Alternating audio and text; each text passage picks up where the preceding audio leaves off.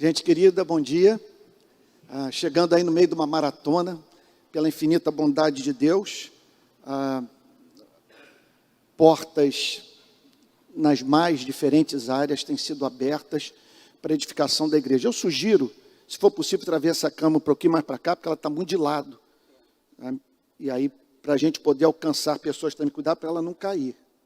Para a gente alcançar também pessoas pelas minhas redes sociais, ver o enquadramento aí. É isso. Bom, gente, mas pela infinita bondade de Deus, estive em São Paulo essa semana, só para passar um relatório, vamos assim dizer, para a igreja com a qual, a partir do ano que vem, manterei um outro tipo de relação. E julgo que é muito importante que nesses nossos encontros os irmãos fiquem sabendo o que está em curso, a fim de saberem que o investimento que a igreja está fazendo no meu ministério tem dado fruto. Então, estive em São Paulo essa semana, pela infinita bondade de Deus, gravei um curso inteiro sobre teologia da pregação. Nós vamos alcançar, esperamos em Deus, milhares de pastores do nosso país, na perspectiva de melhorarmos a qualidade do nosso púlpito em nossa nação. Pela infinita bondade de Deus, também dei início a um curso de discipulado. Na verdade, é o seguinte, dei início às inscrições. O curso começa no dia 17 de novembro. Se você quiser participar, a ideia é atender uma outra demanda da igreja. Uma demanda é muito clara, a do púlpito. O púlpito é fraco no nosso país. Eu não quero ser arrogante ao fazer uma declaração como essa, mas é coisa difícil você parar para ouvir na nossa nação pregador que fale coisa com coisa. Pregador que esteja à altura da responsabilidade de uma missão como essa. Eu tenho para mim que é um negócio apavorante.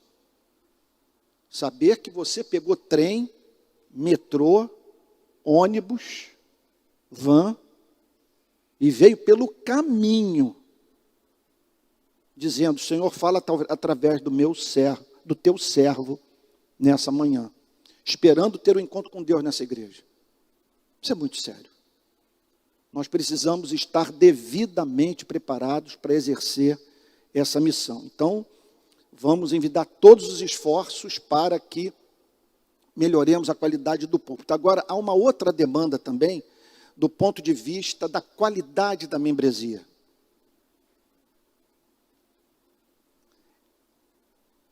Nunca nós fomos tão parecidos com os não cristãos. E isso demanda reforma e avivamento. O que é a reforma? É um retorno à verdadeira doutrina. O que é o avivamento? É o retorno à verdadeira vida cristã. Não há avivamento sem reforma, não há reforma sem avivamento.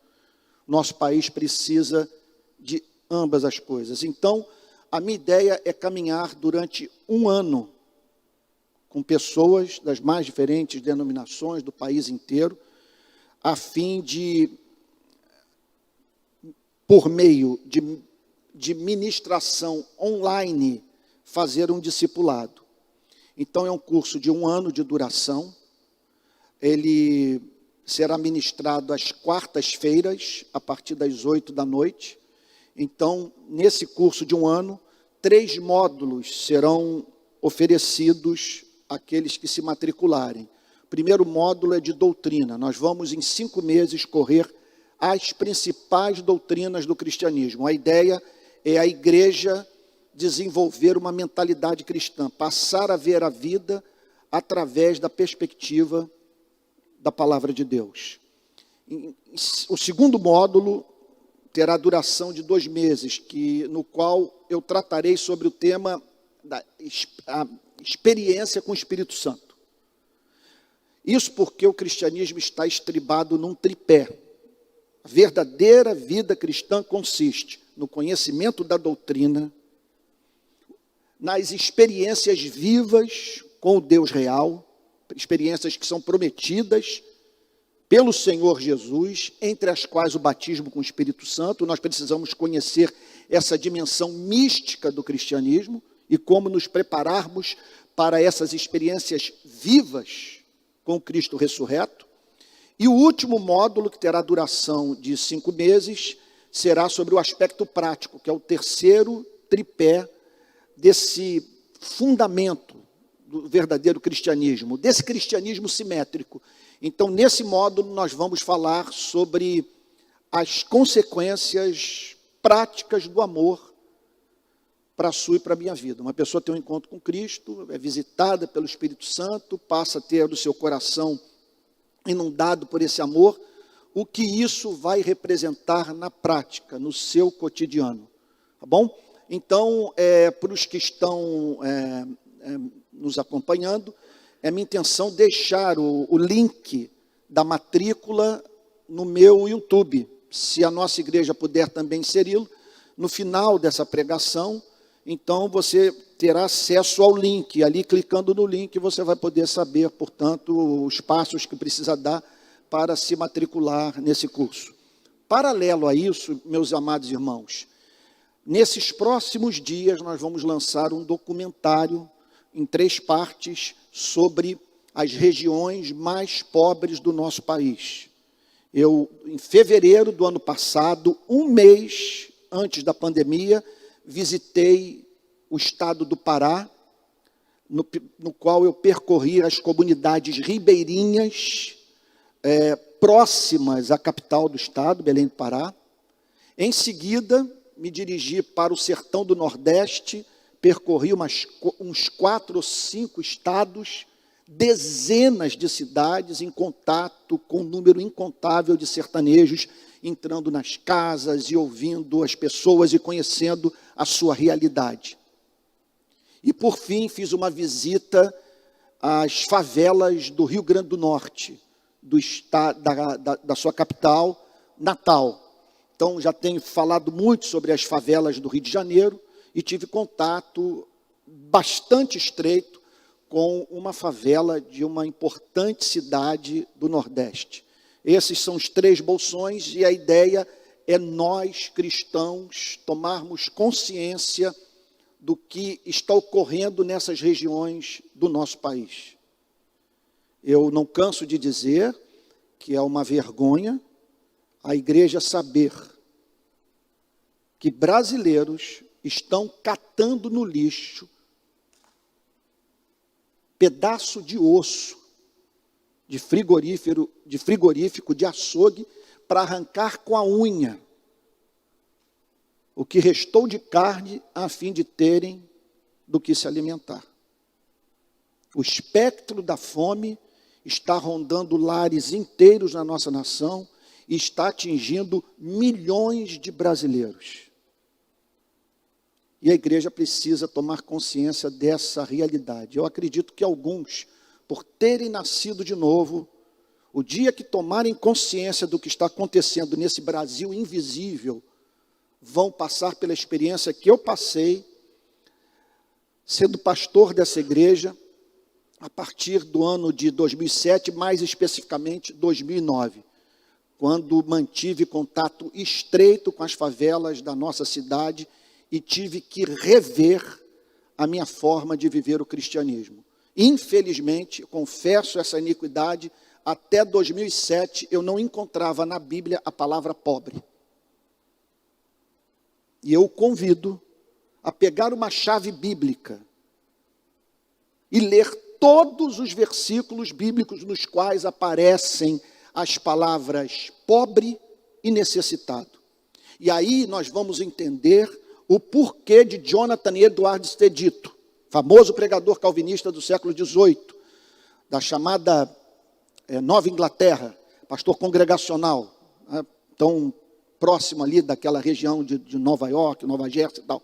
Ele disse a seguinte coisa, século XVIII, não há mandamento nas Sagradas Escrituras para o qual haja mais promessas feitas por Deus do que o mandamento de socorrer o pobre. Então, esse documentário se prestará a esse serviço. Pela infinita bondade de Deus, ainda dentro dessa perspectiva de dar um relatório para a nossa igreja, a editora Mundo Cristão vai lançar em março do ano que vem o meu primeiro comentário bíblico. Então, março do ano que vem, comentário sobre a carta de Paulo aos Filipenses, e a Mundo Cristão me convidou para comentar o Novo Testamento inteiro. Não sei se eu terei tempo de vida para isso, mas é a minha intenção fazê-lo. Portanto, já tenho o projeto de 2023 de lançar o comentário sobre a carta de Paulo aos Colossenses. Toda segunda-feira eu estou na Igreja Presbiteriana Betânia, apresentando uma série de mensagens sobre aquele meu livro, o Azorrague. A Mundo Cristão também vai lançar o volume 2 do Azorrague, que é uma série de pregações que tem como base os textos dos 4 evangelhos que apresentam Jesus Cristo. Está vindo aqui uma palavra que eu acho que não é digna do púlpito. Saindo na mão, com a liderança religiosa judaica do seu tempo. Então foi pregando na nossa igreja que eu tomei conta da quantidade de textos dos 4 evangelhos que apresentam Jesus Cristo em conflito com a igreja do seu tempo. E esses textos nos ajudam a entender o quanto a instituição religiosa pode nos desencaminhar e o que é necessário para que, em vez dela se voltar contra nós, seja agência promotora de vida, o que pode vir a ser. Tá bom? Então, há uma série de outros projetos mais, mas eu penso que a igreja saber que esses estão em andamento, creio que já é motivo para se juntar à minha oração, para que tudo isso seja feito com excelência, e a igreja também tomar conhecimento que esse missionário urbano está trabalhando duro para glorificar o nome do nosso Senhor e Salvador Jesus Cristo na nossa nação, e isso nas mais diferentes esferas. Então, é isso. Vamos agora para a sequência da série de pregações sobre as parábolas e metáforas de Cristo. Nós nos encontramos hoje na parábola do filho pródigo, a fim de analisarmos os versos de 20 a 24. Então vou pedir que vocês abram a Bíblia em Lucas, Evangelho de Lucas, capítulo 15. Evangelho de Lucas, capítulo 15, versículo 20. Então diz assim, Lucas 15, verso 20. E arrumando-se, foi para o seu pai. Vinha ele ainda longe, quando seu pai o avistou e, compadecido dele, correndo, o abraçou e beijou. E o filho lhe disse, Pai, pequei contra Deus e diante do Senhor. Já não sou digno de ser chamado de seu filho. O pai, porém, disse aos servos, tragam depressa a melhor roupa e vistam nele. Ponham um anel no dedo dele e sandálias nos pés. Tragam e matem o bezerro gordo. Vamos comer e festejar, porque este meu filho estava morto e reviveu, estava perdido e foi achado, e começaram a festejar. Louvado seja o nome do Senhor. Vou pedir para que o irmão Pepe faça uma oração em voz alta, pedindo a bênção de Deus para essa pregação.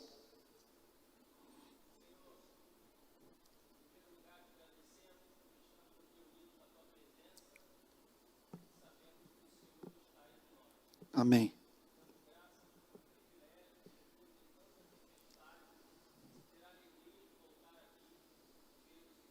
Amém, Jesus. Amém. Amém.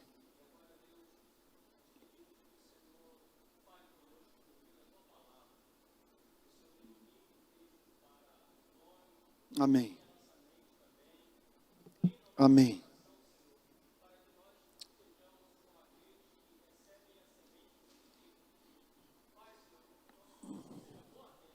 Amém.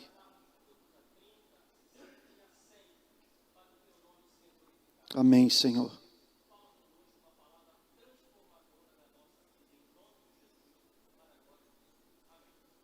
Amém. Não há dúvida de que a Bíblia seria o livro do qual nós mais deveríamos nos manter afastados, se não fosse uma mensagem que está dentro dela, chamada de Evangelho.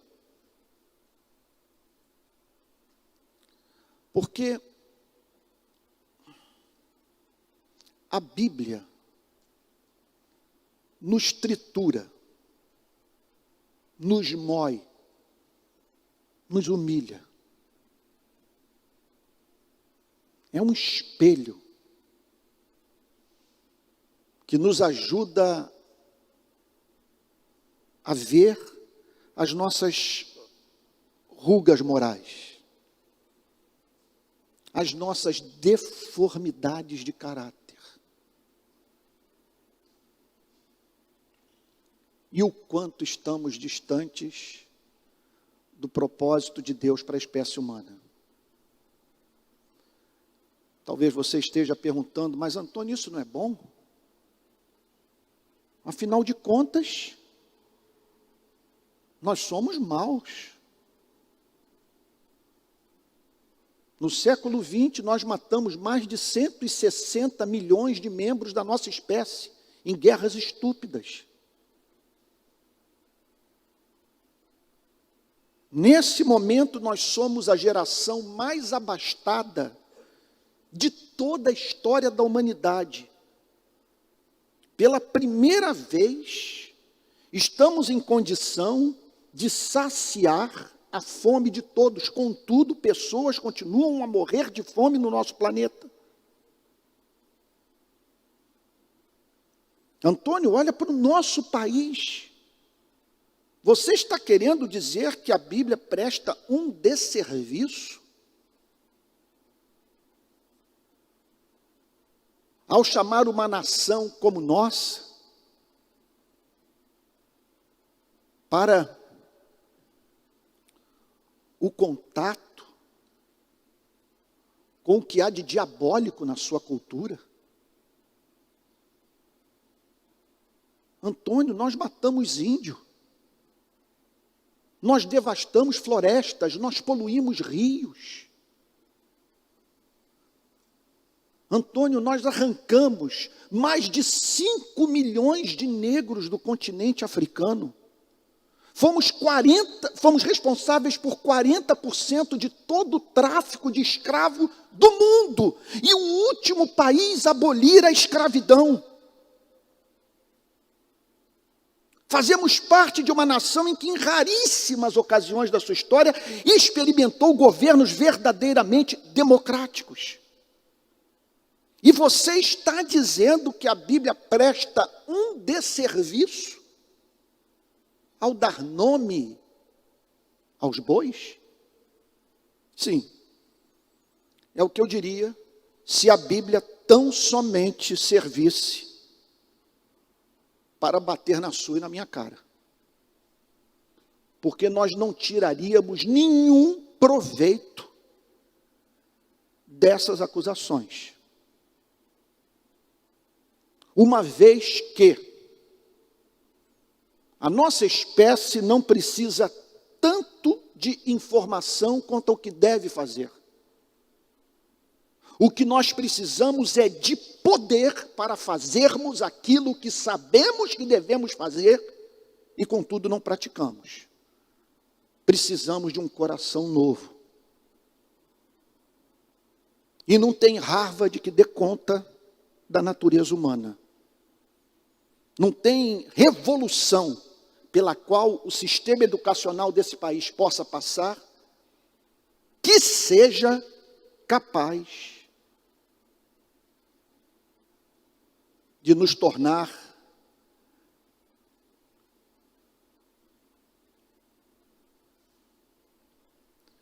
menos perversos do que somos. Nós precisamos desesperadamente de alguma coisa que desperte a nossa consciência e de fato nos ajude a conhecer a nossa falência espiritual. Nós precisamos, de fato, de alguém que nos apresente um diagnóstico e que prove para você e para mim que somos o que somos, não em razão única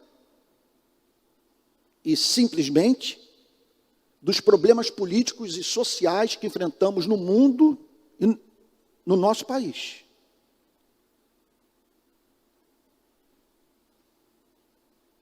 Independente da cultura onde tenhamos nascido e crescido, segundo o amplo testemunho das Sagradas Escrituras, e o que uma disciplina como a psicanálise, por exemplo, nos ensina, nós temos uma inclinação irresistível para o egoísmo.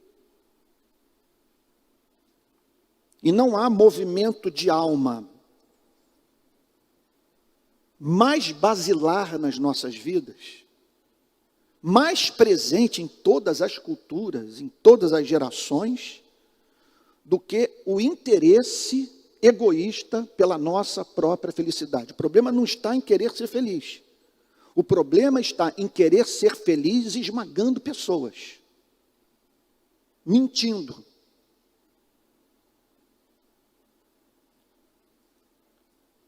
E sendo incapazes de vincular a felicidade do próximo à nossa própria felicidade. O que o Senhor Jesus fez nessa parábola até o versículo 19 foi repetir as palavras de Moisés. Foi declarar aquilo que a parte não evangélica da Bíblia declara. Entendo o ponto. Eu vou morrer afirmando que a Bíblia é palavra de Deus. Que a inspiração das Sagradas Escrituras é plenária e verbal. Sou conservador e ortodoxo quanto a essa doutrina. Contudo, é fato que há passagens da Bíblia que matam. E há passagens da Bíblia que salvam. Contudo, as passagens das Sagradas Escrituras que curam precisam ser compreendidas à luz das passagens das Sagradas Escrituras que ferem. Se você não for ferido pela palavra de Deus, jamais você será curado. Me perdoe repetir aqui a experiência vergonhosa que eu vivi esse ano. Quando fiz o meu exame de sangue, o meu médico declarou 50% de chance de você estar com câncer de próstata. E eu pensei, e uma probabilidade concreta de eu ter feito metástase, porque nos últimos anos eu simplesmente não fiz nenhum exame, nenhum check-up. E durante a expectativa pela chegada do resultado do exame, eu pensei, que tolo que eu fui. Tendo plano de assistência médica, sendo genro de médico, sogro de médica, tendo entre os seus melhores amigos médicos e médicas. Como que nos últimos anos eu não fiz o chamado exame de próstata, sendo filho de um pai que teve câncer de próstata? Confesso, humilhante. E pela misericórdia de Deus, eu obtive mais um livramento. Livramento que se deu em meio à minha irresponsabilidade. Contudo, o que o doutor Manuel de Almeida, ou melhor, o que o doutor Manuel Ricardo, filho do doutor Manuel de Almeida, fez comigo em Niterói, ele agora mora no meu condomínio, foi exatamente o que Moisés fez com o povo de Israel e o que essas passagens das Sagradas Escrituras, que poderíamos chamar de lei, fazem com você e comigo. Ele apresentou o diagnóstico. E eu temi. E por isso, me submeti a um exame que jamais havia feito na minha vida, o tal da ressonância magnética. E entre tantas outras medidas mais que eu tive que tomar, em razão da conversa que eu tive com o meu médico, que me apresentou o resultado do meu exame de sangue e que me moveu à ação. Vamos assim dizer, ao arrependimento concreto, que consiste numa mudança de vida. Não consigo mais me imaginar passando um semestre sem fazer esses exames. Entenda uma coisa. Você jamais compreenderá o que Cristo representa para a sua vida se você não for instruído pela lei. Não ouvir o Senhor Moisés pregar para você. Você jamais correrá para Cristo em busca de cura se a lei não o ferir. E foi exatamente isso que Cristo fez na mais doce de todas as parábolas, pelo menos até o verso 19, quando ele descreve a derrocada espiritual da humanidade. E o que ele diz? Basicamente, vocês se distanciaram de um Deus bom. Vocês abandonaram a casa do Pai. Tomaram a decisão de viver uma vida de autonomia em relação ao único Deus. E por isso nivelaram as suas vidas à vida dos animais. E hoje vocês estão disputando espaço com os porcos. Isso é duríssimo. Vocês desperdiçaram a herança. Vocês trivializaram a sua vida. E o que vocês fizeram foi consciente, deliberado, e vocês são responsáveis por toda essa canalice. É o que Jesus diz, até o verso 19. Ele é duro. Ele põe judeus e gentios num charco, na lama, comendo alfarrobas.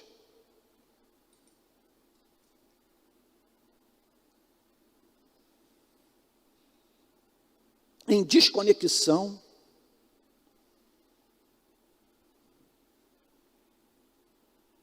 da sua própria alma, perdendo de vista quem são, de onde vieram, para onde vão. A partir do verso 20, entra o Evangelho. A partir do verso 20, o bálsamo é aplicado à consciência culpada. A partir do verso 20, o que foi humilhado pela lei, percebe Cristo, se colocando de joelhos ao seu lado, o envolvendo com seus braços e dizendo: contudo, há esperança para a sua vida.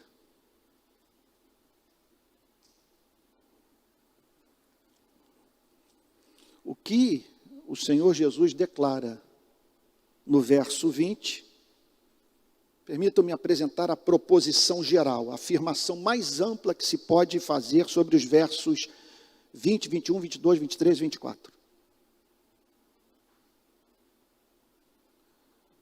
A mensagem é a seguinte: é impossível Deus não perdoar e acolher uma pessoa que tenha se arrependido das suas iniquidades.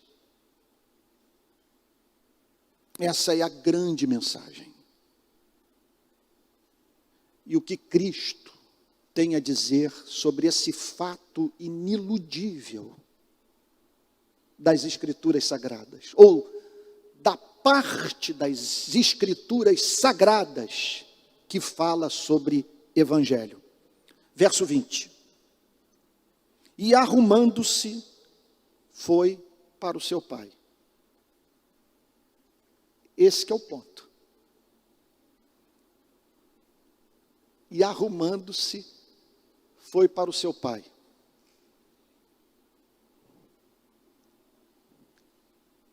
Gente, não vamos pensar aqui em termos tão somente de alguém que se desconectou de um site pornográfico, que deixou de consumir pornografia e que agora não quer mais mexer com esse tipo de coisa. O que eu estou dizendo é o seguinte: que esse voltar-se para o pai pode ser a experiência do carcereiro nazista, que trabalhou em Dachau, em Birkenau, em Auschwitz.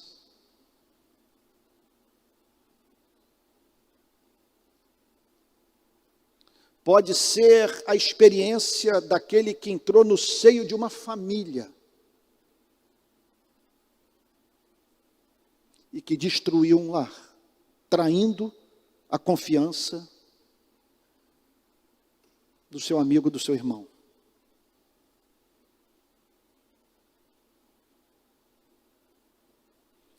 Quem está voltando para casa, veja só, é quem causou 2 grandes guerras mundiais. Quem está voltando para casa é quem participou do morticínio de Ruanda, da Bósnia, do Vietnã, da Coreia, do tráfico de escravos. Nós estamos falando aqui sobre crimes bárbaros de pessoas que se tornaram tão perversas que demandou que num livro como os Salmos, grande parte das súplicas dos autores dos Salmos apresentadas a Deus consiste em o ser humano crente pedir proteção do seu próximo. É impressionante a quantidade de passagens dos 150 salmos que apresentam esse tipo de súplica. Senhor, guarda-me do ser humano perverso. O que levou um dos pais do pensamento político moderno, Thomas Hobbes, a dizer: o homem é o lobo do homem. Nós somos caçados pelos membros da nossa própria espécie.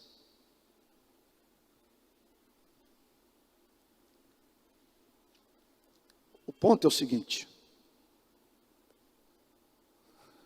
qual é o tratamento que Deus dá para esse facínora quando esse decide voltar para a casa do pai? Qual o tratamento que Deus dá para você e para mim, que não estivemos envolvidos diretamente com essas atrocidades, mas que no nosso comportamento cotidiano manifestamos os princípios que estão por trás dessas enormes, inomináveis tragédias sociais? O que Jesus tem a dizer é chocante. Ele está falando aqui sobre o momento em que um ser humano olhou para a sua própria vida e foi levado a dizer: não me foi conveniente andar longe de Deus. Eu sou um desassossegado, um infeliz. Eu caí. E agora decido voltar para a casa do Pai.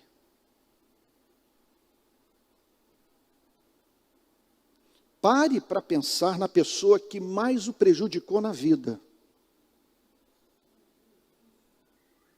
tomando essa decisão. Ou pare para pensar em você mesmo.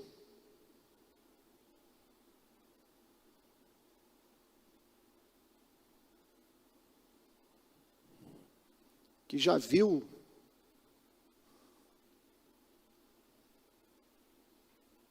as cenas mais diabólicas surgir na sua mente.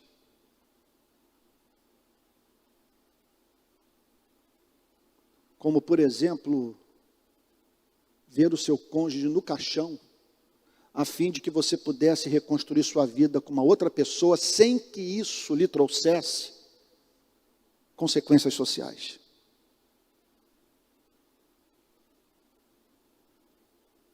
Ou das vezes que você recebeu a notícia, o boato ou o rumor de que alguém a quem você inveja passou incólume por uma tragédia, e isso deixar triste.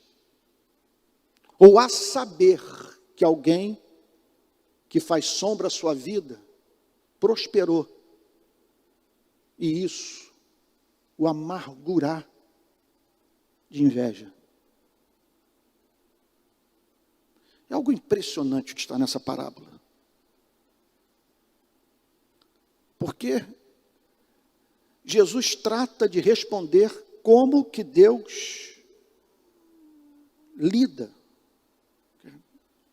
com esses que tomaram a decisão do verso 20. E arrumando-se foi para o seu pai. O que acontece quando você toma a decisão de voltar para a casa do pai? Depois de ter debochado dos céus, ter desperdiçado a vida, a herança que recebeu, e só retornar em razão de ter sido pressionado pelas circunstâncias adversas da vida. Diz o verso 20: e o filho lhe disse: Pai, pequei contra Deus e diante do Senhor. Perdão, verso 20. E arrumando-se foi para o seu pai. Aí o Senhor Jesus começa a partir de agora descrever, é uma coisa impressionante, a atitude de Deus, a forma como Deus lida com os arrependidos. Veja,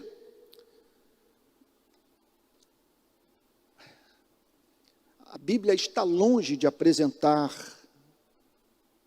um Deus que mais se parece com a figura de um avô celestial, como disse C.S. Lewis.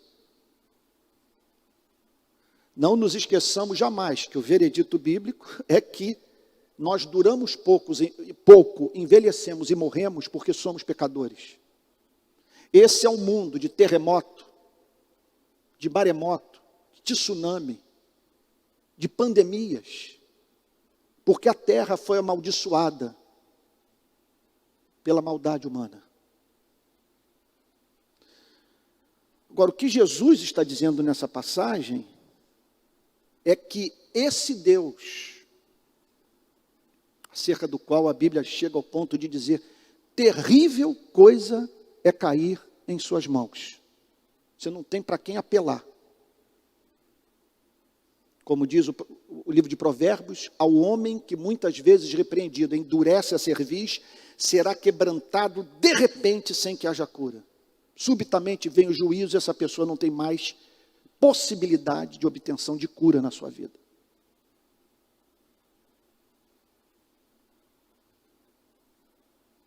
Esse discurso de que Deus é só amor não passa pelo crivo das Sagradas Escrituras e não explica a vida. Não explica a vida.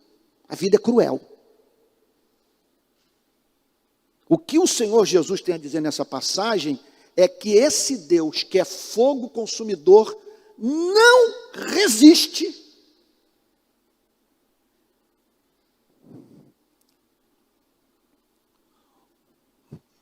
o quebrantamento de coração, o arrependimento do homem e da mulher, as lágrimas que são derramadas a partir da percepção do fato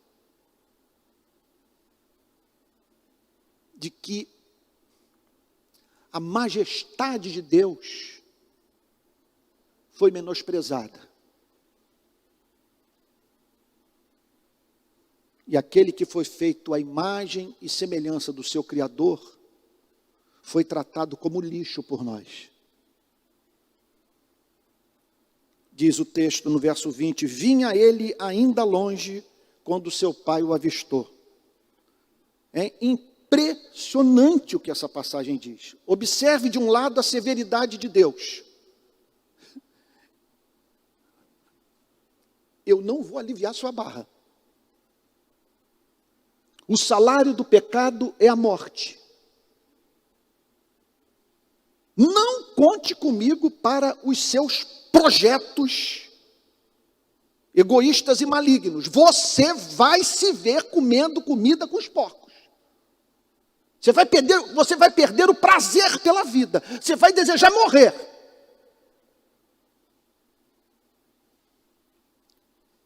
E aí, Cristo nos apresenta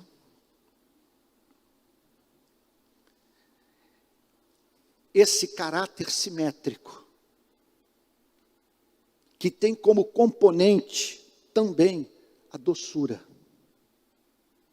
a misericórdia, a longanimidade. Preste atenção, tudo nessa história foi inventado por Cristo. Essa história não está baseada em fatos reais. Cada detalhe dessa parábola segue uma intenção. E a intenção de Cristo é a de nos convencer do fato que é impossível Deus não acolher aquele que se arrependeu. O texto diz que que ele vinha ainda longe quando seu pai o avistou. Isso é lindo, gente. Cristo deliberadamente, repito, descreve o pai como que ao olhar para a linha do horizonte, diariamente esperando ver aparecer a silhueta do filho.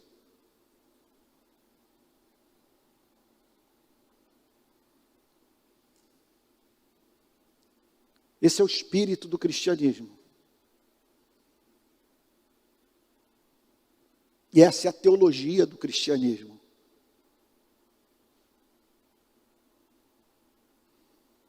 O que o Senhor Jesus declara é que o ser humano, por mais imerso que ele esteja nos seus delitos e pecados, é precioso aos olhos do seu Criador. E o Criador aqui é descrito como que a aguardar o retorno do filho que se foi sem pedir a Deus.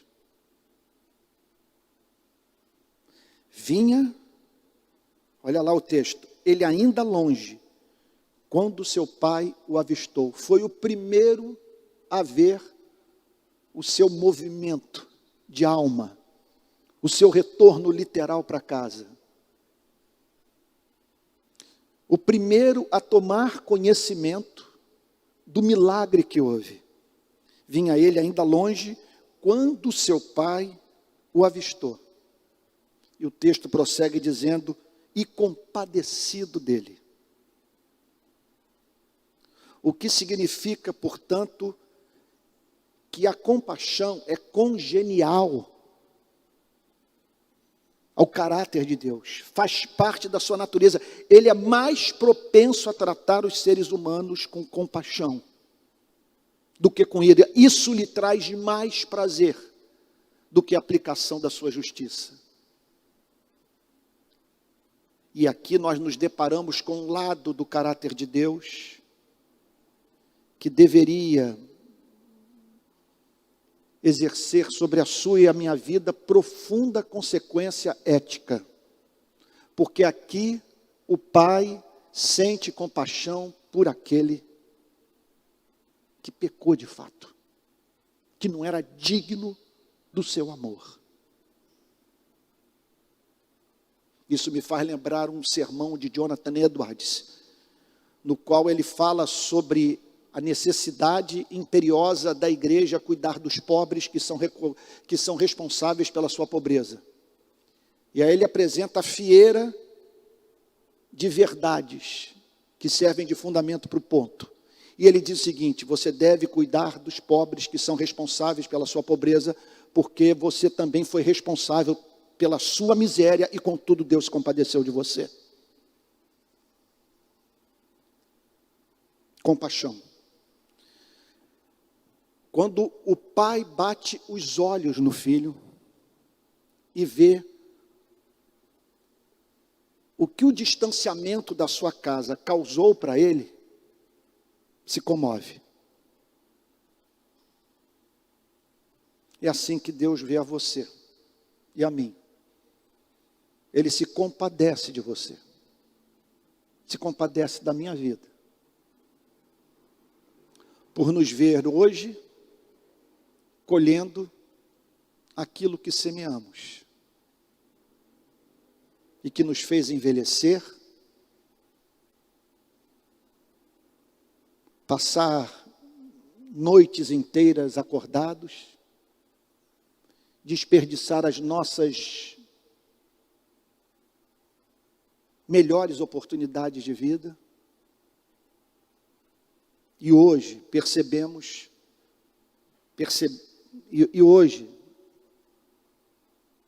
percebendo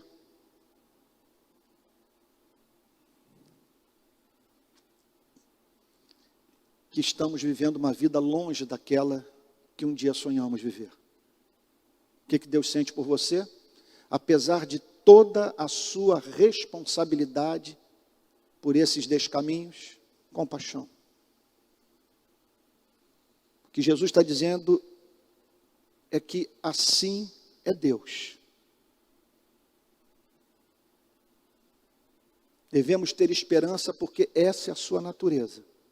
É uma natureza compassiva. E o texto prossegue dizendo: quando seu pai o avistou e compadecido dele, correndo. Mais um detalhe da história que Jesus inventou de propósito, para mostrar a prontidão de Deus em sair ao nosso encontro quando nós decidimos voltar, repito, para a casa do Pai. E correndo, o abraçou e beijou. Ele sela o seu amor na vida daquele que se arrependeu e creu. O que Jesus está dizendo é o seguinte: é isso que está acontecendo com os publicanos e as meretrizes. Os religiosos que superlotam o templo e as sinagogas, em razão da justiça própria, não se arrependem dos seus pecados, mas as prostitutas e os publicanos estão ouvindo a mensagem e recebendo o abraço e o beijo de Deus. Eles não são aceitos na sinagoga e no templo. Contudo, Deus os envolve com seu amor. E é essa a palavra que eu gostaria de deixar para você nessa manhã. E isso a partir da minha própria experiência. Em 1982, eu voltei definitivamente para a casa do Pai. Não passei por um só período de apostasia nesses 40 anos que eu vou fazer ano que vem de vida cristã. Contudo, eu me peguei várias vezes, em não poucos dias, tendo que tomar a decisão de voltar para a casa do Pai.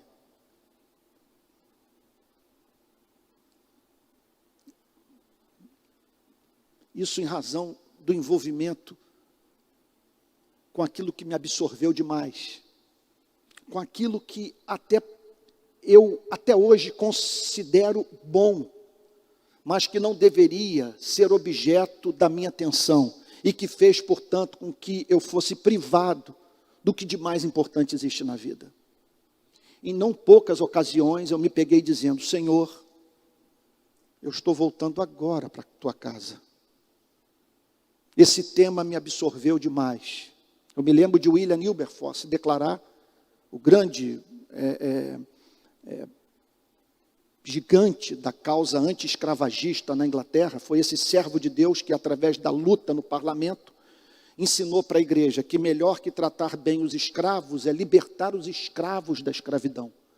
E ele conseguiu essa façanha em razão dos valores de Cristo que governavam a sua vida, e que o moveu, portanto, para entrar para a política e para a atuação no parlamento inglês. Mas ele conta que, apesar dessa vitória extraordinária, que tanto honrou o nome do nosso Deus, ele relata que ficou tão absorvido por essa causa que perdeu de vista o fato de que tinha uma alma.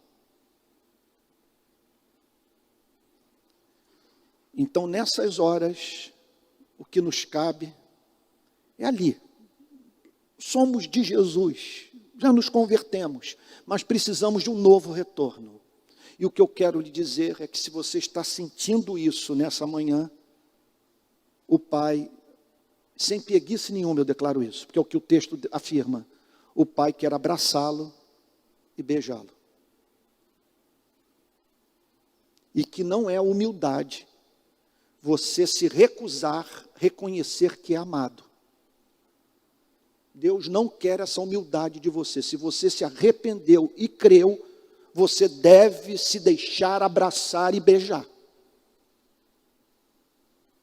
E o texto prossegue dizendo que o filho lhe disse: Pai, o retorno não é para Deus. O retorno é para o Pai. Sempre que alguém disser para você que crê em Deus, faça a seguinte pergunta: o que você pensa sobre Deus? E você perceberá que, em não poucos casos, o ponto de vista dessa pessoa sobre Deus é diametralmente oposto ao que o próprio Cristo ensinou, ao que você mesmo crê. Aqui ele volta para o Pai. Jesus está falando de pessoas que ouviram a pregação do Evangelho e que entenderam que, sendo Deus esse ser doce, misericordioso, longânimo, é uma loucura, é uma insanidade, é um boicote contra a nossa felicidade, nos privarmos da comunhão com Ele. Pai, pequei contra Deus e diante do Senhor, já não sou digno de ser chamado seu filho.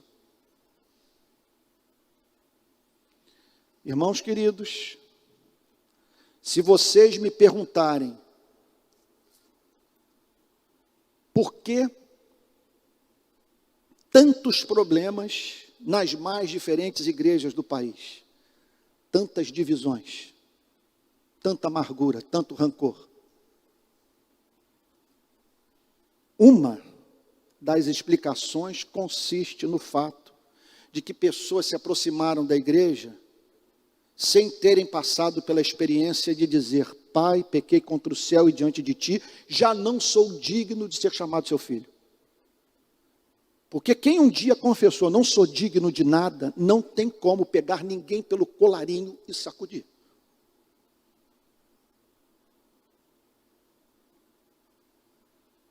Por isso que o Senhor Jesus declarou no Sermão da Montanha: bem-aventurados os humildes de espírito, que dos tais é o reino dos céus. Essa pessoa foi humilhada. Bem-aventurados os que choram, porque serão consolados. Essa pessoa chorou. E aí em seguida, bem-aventurados os mansos, porque herdarão a terra. Porque a mansidão é característica essencial daquele que se humilhou e chorou. Essa pessoa é propensa ao exercício da misericórdia. Ela é longânima. Essa é uma característica que eu encontrei nesses 40 anos de cristianismo no mundo inteiro. Onde quer que eu tenha encontrado um cristão, seja na Ásia, seja na Europa, seja na África, na América do Norte, na América do Sul, sempre essa foi uma característica, seja ele arminiano, seja ele calvinista, a doçura. É doce, porque se é cristão, passou por essa experiência, já não sou digno de nada. E por isso ele não consegue tratar o próximo de modo diferente daquele que foi tratado por Deus. Já não sou digno de ser chamado seu filho. Então aqui ele não reivindica nada. Ele não põe Deus na parede. Ele não responsabiliza Deus pela sua vida ter sido reduzida à vida dos animais.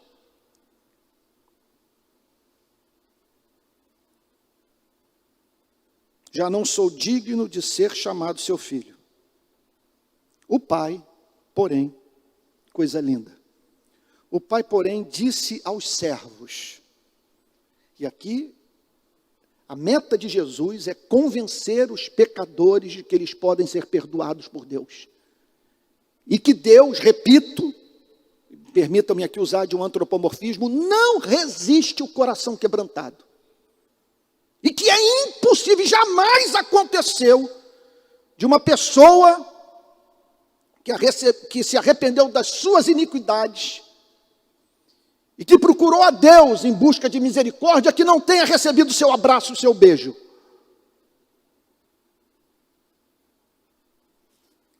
O pai, porém, disse aos servos: tragam depressa a melhor roupa e vistam nele. Por que a melhor roupa? Porque ele é filho.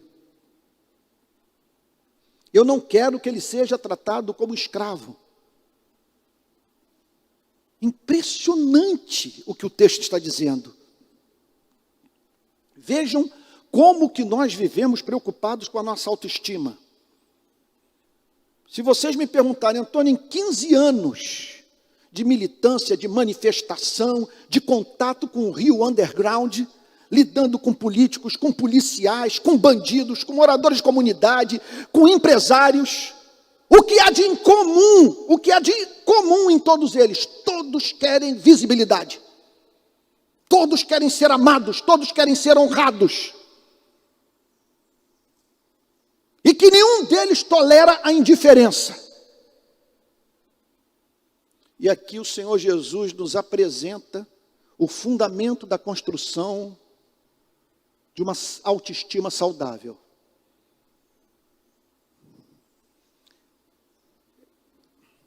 É o retorno para a casa do Pai com lágrimas de arrependimento, a fim de receber o seu abraço, o seu beijo,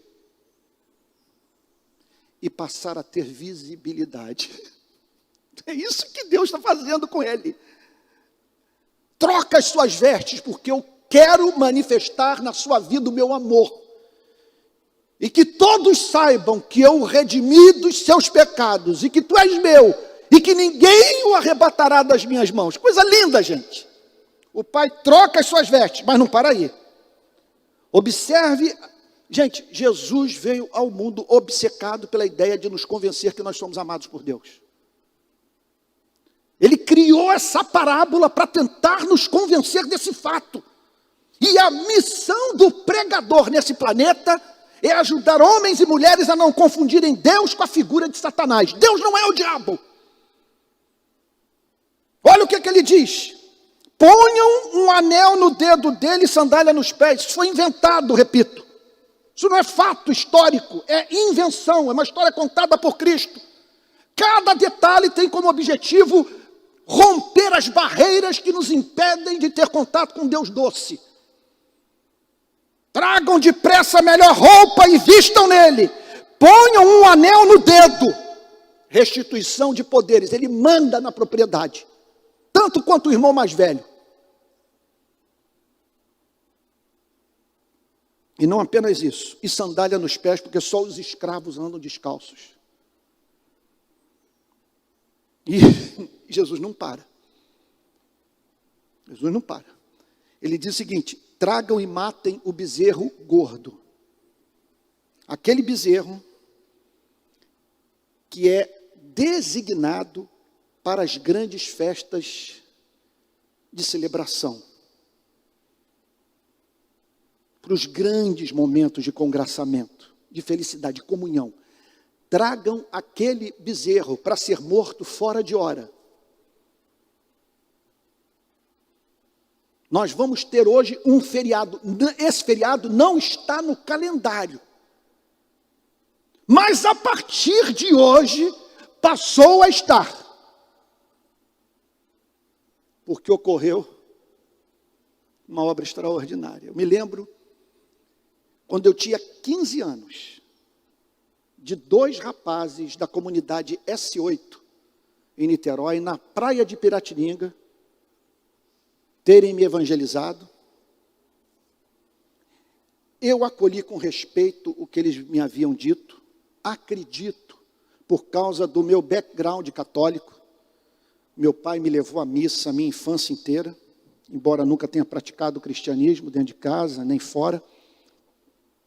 Mas eu passei grande parte da minha infância frequentando missa e nas viagens para Minas Gerais, para Barbacena, nas igrejas católicas da região onde meu pai nasceu e viveu. Então eles pregaram o evangelho para mim. E em razão dessa cultura religiosa dentro da qual eu nasci, eu não rechacei. Eu acolhi a pregação. E eles entenderam que eu havia me convertido. Não sei dizer o que aconteceu ali. Tudo que sei é que minha vida mudou mesmo foi com 20 anos de idade. Mas será que ali foi semeado? Foi a primeira vez que eu fui evangelizado na vida. E uma coisa que me marcou, da qual eu jamais me esqueci, eu não me lembro do que eles pregaram para mim, exceto um fato. Quando aqueles 2 rapazes chegaram à conclusão que eu havia me convertido, eles disseram para mim algo totalmente novo para a minha vida. Está nesse momento acontecendo uma festa no céu. Porque você voltou para a casa do Pai. Bom, eles podem ter errado no diagnóstico sobre minha condição espiritual, mas acertaram na teologia. Pois sempre que uma pessoa se arrepende, há regozijo no céu. Coisa linda. Então o texto diz: tragam e matem o bezerro gordo. Vamos comer e festejar. Gente, abre um parênteses aqui para dizer o seguinte. É uma loucura uma igreja, em razão do seu compromisso com a justiça social, deixar de pregar o evangelho. Eu espero que nesses últimos 15 anos eu tenha, pela graça divina, inoculado na cultura da nossa igreja o compromisso com o necessitado. Eu espero que jamais ocorra, depois que eu deixar de ser pastor dessa igreja, de Martin Luther King bater a porta dessa igreja e dizer: vamos marchar comigo. E ter gente aqui dizendo: isso é ministério seu, não é nosso. Deixa-nos tocar a classe de escola dominical. Não temos tempo para isso. Vocês têm que vigiar. Vocês têm que vigiar. Porque essa cultura está disseminada do protestantismo brasileiro. E pasmem, com os membros das igrejas evangélicas fazendo parte das classes sociais mais pobres do nosso país. É brincadeira a quantidade de casa que eu visitei nas comunidades ribeirinhas da Amazônia, do sertão do Nordeste, das favelas do Rio de Janeiro e de Natal, quantidade de casas habitadas por evangélicos. Essa pobreza hoje no nosso país é uma pobreza evangélica. Os evangélicos estão vivendo na miséria e essa teologia é excelente para os pastores, porque justifica a sua riqueza. Enquanto que uma comunidade de gente pobre vê como natural pastor ter avião. Entre outras coisas mais. Então, vamos comer e festejar. O que significa o seguinte: a igreja que deixa de pregar o evangelho por conta do compromisso com a justiça social, deixou de caminhar em consonância com o coração do Pai. A outra pressão que pode ocorrer é da igreja ser levada numa outra direção. Deixar de pregar o evangelho se transformando numa ONG. Nós temos que participar dessa alegria de Deus. E de que maneira? Agindo conscientemente nesse país e no mundo, para que pessoas se reconciliem com Deus e haja festa no céu. Estou terminando. Vamos comer e festejar. Porque este meu filho,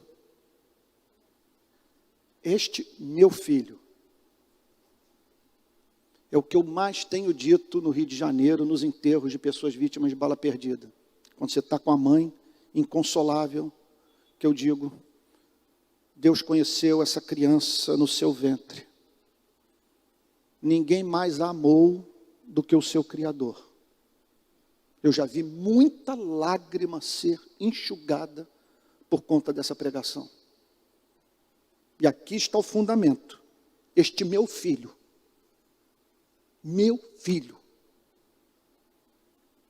Aí eu abro um parênteses para dizer o seguinte: você nunca na sua vida topou com um ser humano comum. Não existe ser humano comum. A empregada doméstica que você explora, o funcionário que é tratado como um escravo por você, o garçom do restaurante que você frequenta, que é tratado como se fosse invisível por você e pela sua família, é justamente esse para o qual Deus olha e diz: meu filho. Por isso é o seguinte: lide com cada ser humano. Lide com cada... Isso vale para hétero, isso vale para homossexual, isso vale para travesti. Lide com cada ser humano como se cada ser humano fosse a arca da aliança do Senhor. Não faça piada com ninguém. Não menospreze de ninguém. Não seja servido por ninguém sem dizer muito obrigado. Este meu filho.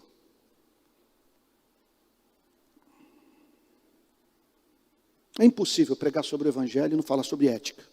Pregar sobre o evangelho é falar sobre o caráter do Pai. Falar sobre o caráter do Pai é falar sobre a nossa referência de santidade. É falar sobre a forma como nós devemos viver à luz do que o evangelho revela sobre Deus. E aqui eu termino dizendo o seguinte: o Pai declara: este meu filho estava morto e reviveu. Estava perdido e foi achado. Por isso que a missão número 1 da igreja é pregar o evangelho. E esse é o diagnóstico que o evangelho faz sobre a condição humana daqueles que estão sem Cristo. Morto e perdido. O que significa estar morto? Não tem comunhão com Deus. Meu Deus, isso é uma das cenas assim mais... Ainda no enterro dessa cantora Marília Mendonça, eu vi um cantor beijando sua testa, numa das cenas apresentadas pelo Twitter. E ela sem poder responder. Foi um beijo sem retorno. Essa é a condição dos seres humanos sem Cristo. São beijados por Deus, esse Deus que revela o seu amor na criação, e não entendem nada, não sentem nada, nada os comove. Ele estava morto, mas o Evangelho fez com que ele revivesse. Ele está de volta, ele se arrependeu, e agora tenciona viver para a glória do Pai. E ele estava perdido. Ele vivia no exílio. E agora voltou para a geografia do aconchego. Aqui ele tem nome, aqui ele tem identidade, aqui ele tem proteção. Aqui ele é amado pelo que ele é. Jamais farei com ele o que o seu patrão fez. Pois na fome, ele procurou o grande latifundiário, dono de terras, e disse: toma o meu trabalho. Aqui está o meu corpo para te servir, porque senão morro de fome. E tudo o que aconteceu com ele foi ser explorado. No Evangelho é um outro mundo. Este meu filho. Aqui você tem valor porque eu fixei os meus afetos em você. Apesar da sua vida pregressa. Você é meu.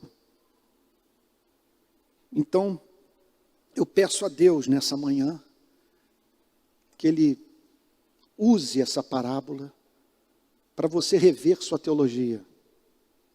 Para quando da próxima vez você se curvar, dirigir sua oração a um Deus que você tenha como bom. Porque de fato Ele é bom. Eu espero com essa mensagem que você que não se converteu ainda, retorne para a casa do Pai. E entenda uma coisa, quando Jesus pregou essa palavra, muitos dos que precisavam de salvação frequentavam o templo e a sinagoga. Mas pelo fato de estarem envolvidos com o mundo das instituições religiosas, não sentiam necessidade de arrependimento.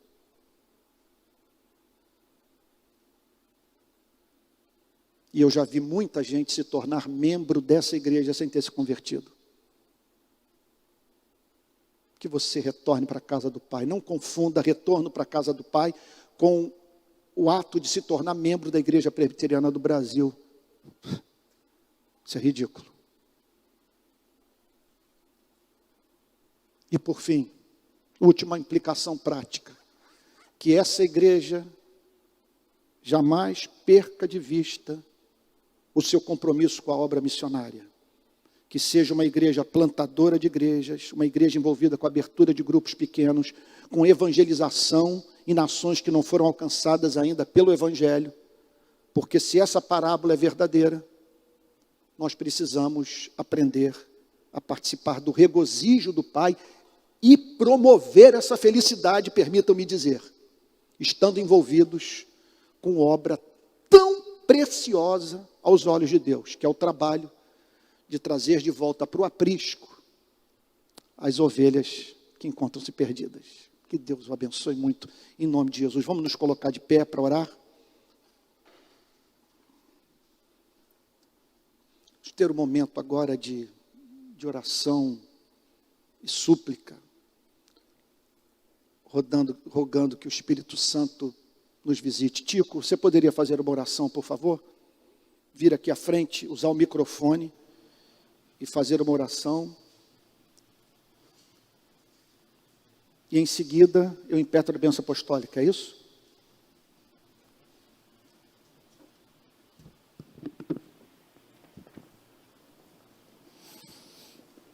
Senhor Deus e Pai, obrigado por essa palavra tão preciosa.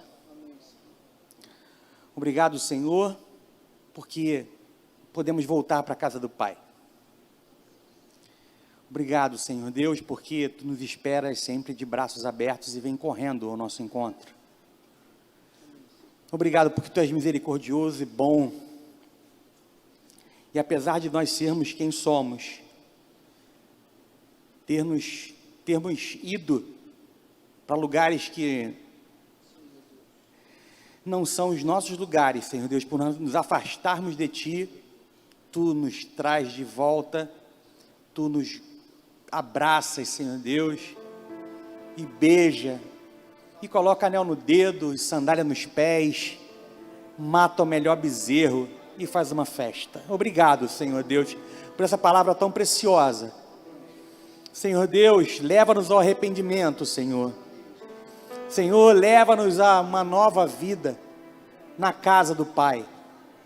Obrigado, Senhor Deus, por essa palavra. Obrigado por Tu seres esse Pai que nos espera no portão. Amém, Jesus. Obrigado. E corre ao nosso encontro. Não somos dignos, mas Tu nos faz dignos. Tu nos perdoa os pecados e Tu nos devolve a condição de filhos, Senhor Deus. Que nossa vida seja de filho. Que saiamos agora daqui, Senhor Deus, nessa condição de filho, glorificando o Teu nome e levando, Senhor Deus, essa mensagem, essa palavra a todo aquele que encontrarmos, Senhor Deus. Dá-nos, Senhor Deus, a Tua graça e a Tua misericórdia. Usa-nos apesar de nós mesmos. É o que Te pedimos e te agradecemos em nome de Jesus, Senhor. Amém, Pai.